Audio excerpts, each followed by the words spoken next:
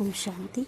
आज का जो हमारा टाइटल है वो है how to get the title of master जानी जनरहार।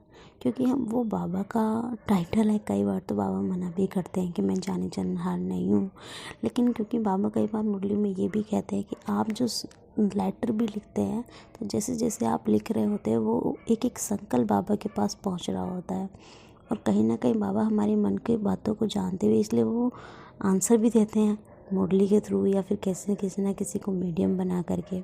इसलिए बाबा हमारे संकल्पों को तो पढ़ते हैं, और बाबा ने अव्यक्त महावाक्यों में कहा है कि अगर आप भी मास्टर जानी जनरहार बनना चाहते हो, अर्थात उस टाइटल को प्राप्त करना चाहते हो, तो उसके लिए अपने में और बाप में जो मार्जिन बाकी है उसको फिल करना पड़ेगा, और जो बाप में जो माइट भरी हुई है वो माइट हमें अपने में भी लानी पड़ेगी। जिसके लिए कुछ इम्पॉर्टेंट पॉइंट्स हैं वो हमने देखे, जिसमें सबसे पहला पॉइंट ये है कि खुद को हमें बाप के संग का जल देना पड़ेगा।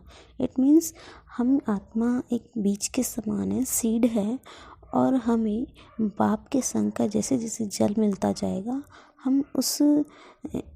हम उस फल को प्राप्त कर सकेंगे जो फल हम प्राप्त करना चाहते हैं। मतलब कि जो हम टाइटल प्राप्त करना चाहते हैं, जो पावर्स हम खुद में फिल करना चाहते हैं, उसके लिए इम्पॉर्टेंट है कि हम बाप को अपनी अंग संग रखें, या हम खुद बाप के अंग संग रहें।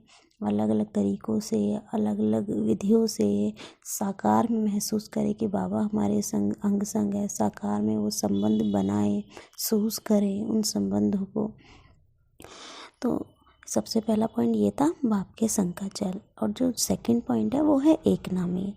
हमेशा जो भी कर्म करते हैं, जो भी सेवा करते हैं, सदैव याद रखना है कि वो बाबा हमसे वो कर्म करवा रहे हैं, और बाबा ही हमें इतनी शक्ति देते हैं कि हम वो कर्म कर पा रहे हैं, और बाबा ने कहीं ना कहीं हमें वो बाबा ही हमें सेवा देने के निमित्त है।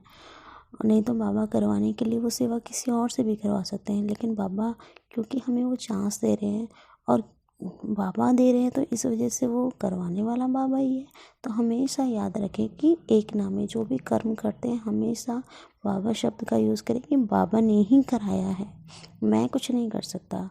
मैं कर सकता तो मैंने खुद कब का कर लिया था, लेकिन बाबा ने मुझे अभी मीडियम बनाया, अभी वो सेवा के निमित्त बनाया, अभी वो सेवा दी। रीज़न क्या है, बाबा अब चाहते थे ना, बाबा ने वो करवाना था, इसीलिए बाबा ने वो उस टाइम पर ऐसा करवाया।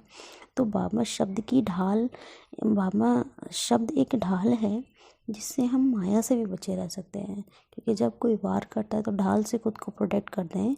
इसी तरह बाबा एक ऐसा शब्द है कि माया जो हमारे पास आने की कोशिश करते हैं तो हम उस ढाल से अपने आप को बचाव कर सकते हैं। क्योंकि जब कोई सेवा की आएगा मैंपन आएगा तो ईगो आएगा तो फिर क्या, सीधा ऊपर जो लास्ट बाबा कहते हैं ना कि अहंकार पे पहुंच जाते हैं और फिर ऊपर से सीधा नीचे गिरते हैं।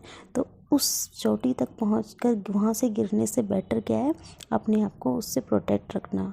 तो इसके लिए बाबा ने कहा कि उससे अगर अपने आप को प्रोटेक्ट रखना चाहते हो तो सदैव एक नामी, यानी कि सदैव एक का ही नाम याद रहे कि बाबा ही करण करावनहार है। एंड थर्ड पॉइंट है इकोनॉमी, मतलब संकल्पों की इकोनॉमी। अभी हम जितने भी संकल्प वेस्ट करते हैं उन संकल्पों को सेव करना है, उन संकल्पों को पॉजिटिव जगह लगाना है, उन संकल्पों को कम करना है। और जैसे जैसे हमारे संकल्पों की बचत होती जाएगी वैसे वैसे ही हम वो सिद्धि स्वरूप बन सकेंगे एक तरीके से।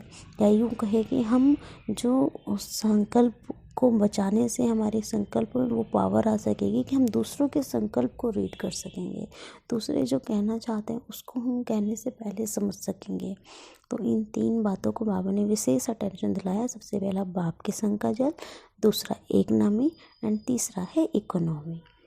अच्छा, ओम शांति।